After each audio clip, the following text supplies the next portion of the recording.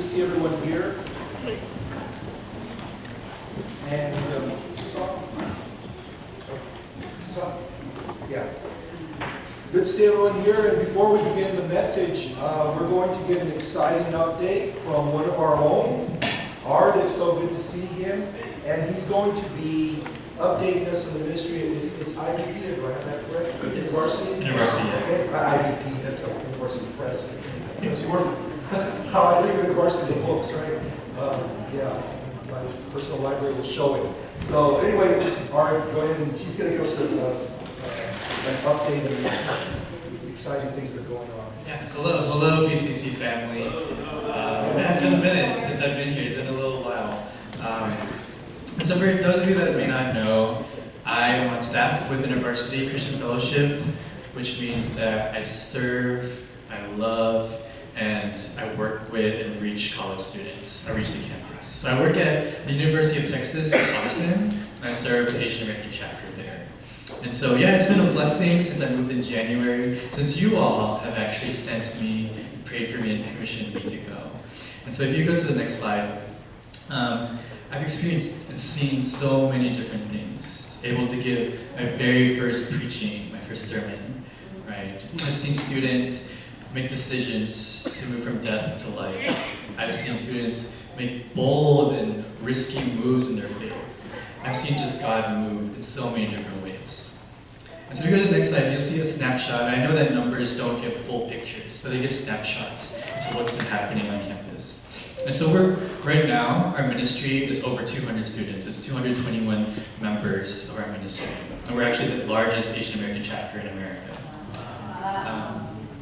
We've reached 714 students, so meaning from our weekly outreaches, from just contact cards or just any outreach kind of push, we've had contact and prayed and had conversation with 714 students just this fall alone.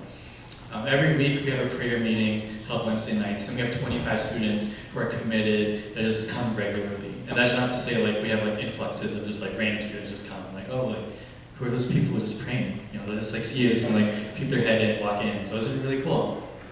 We have 17 weekly small groups, and each small group is reaching a different corner.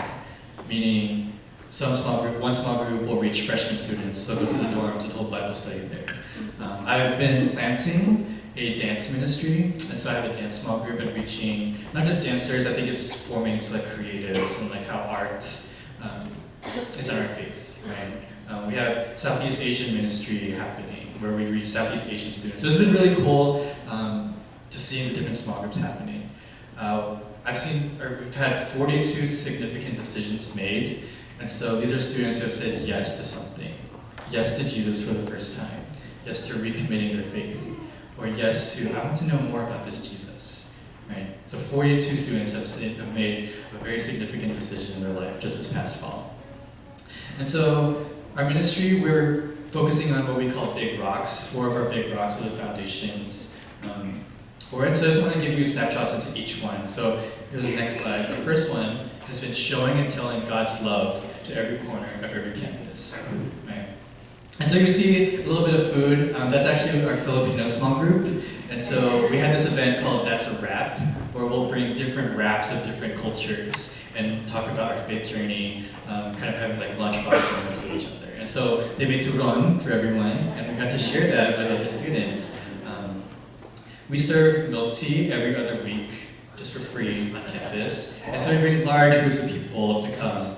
And that's how we do outreach. We have a conversation with them and invite them to the next thing. Next slide is Sabbath, or rest, and spiritual formation. And so in the midst of busyness in America, where we're almost judged by our success, we value success a lot, what it means for us to take a step back and slip that up to God, right?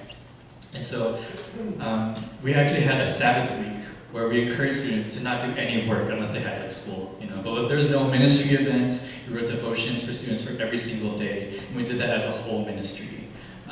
We fasted from social media together. Even that has been an idol in some of our students' lives. I've hosted a formation retreat where it was literally a time where students would just be in the presence of God, where they were told not to think about anything else of work and what that looked like to sacrifice and their thoughts and just like be with the Lord. So we've been doing that. Another big rock has been community in the church, and that's really been exemplified for when we went to Houston. So we were in Houston, Chinatown, and we saw the communities around us, and we served the community around us. Seeing Asian history, Asian American history, kind of unfold or unravel before our eyes, and got to partner with different churches and have really encouraged our students to partner, to be, and to serve alongside the church, the local church. We heard from different community leaders even, and how they use their faith in their walks, in government and politics. Right? And our last big rock has been missions and development. And so we did this thing called Serve ATX, kind of taglining beyond the 40 acres. And so Austin's kind of just seen as this place where UT Austin is, right? But Austin is so much more than that, especially for our students. And so they were able to serve the homeless communities, to create care packages for them and pray for them.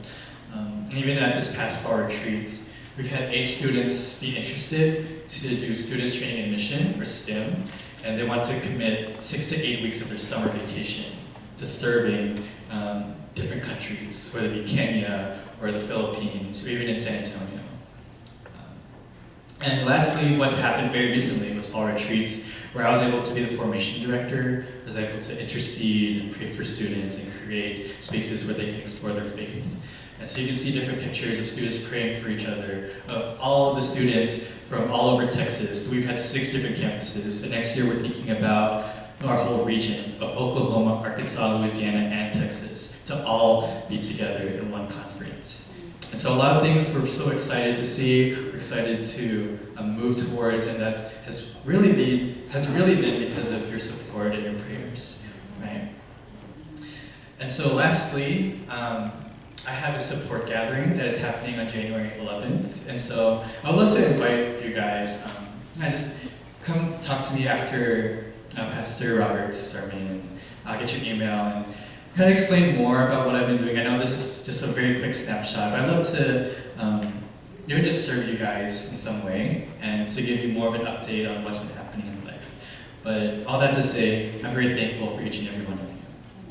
Yeah.